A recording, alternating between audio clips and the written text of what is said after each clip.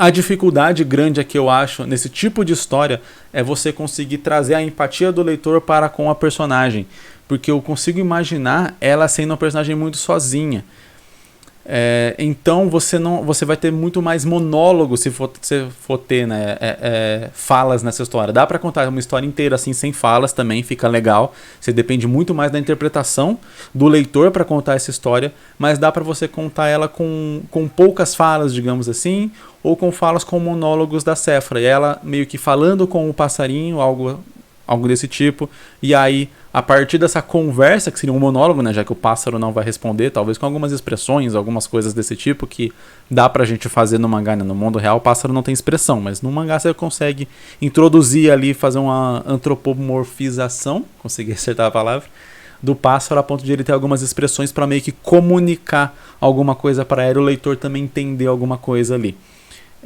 E aí ela meio que conversar direto com esse pássaro num monólogo e a gente entender os sentimentos dela mais através disso. O que eu acho complicado aqui seria a justificação da falta de atenção que ela recebeu dos pais. Eu acho que eu sei que na sinopse colocar isso aqui nesse texto, né, onde eu tô lendo, ajuda a gente que tá lendo a entender a causa ali que você, né, que a autora pensou para a história. Mas eu acho que na história isso tem que ficar um pouco mais sutil. Então, beleza, mostra isso na história. Não diz, não conta, não coloca em nenhuma fala específica isso. De ela é assim porque ela não recebeu a atenção dos pais. Deixa o leitor entender isso. Eu acho que numa história mais poética, numa história mais filosófica, onde a gente vai realmente entrar dentro da psique de um personagem, quanto mais coisa a gente deixar para a interpretação do leitor, melhor, porque o que a gente quer realmente é que o leitor se conecte ali. Então ele vai se conectar mais quanto mais ele participar da história.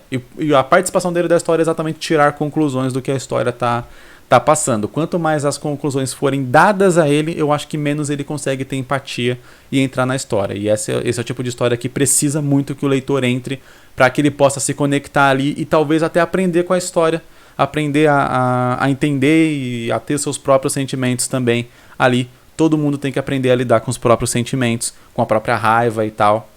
A raiva contida, esse tipo de coisa que eu imagino também que seja muito do que a Séfora tem, por conta dela não consegue se vingar dos seus pais, digamos assim, então ela se vinga de pequenos animais ou de outras pessoas que são mais fracas do que ela, né?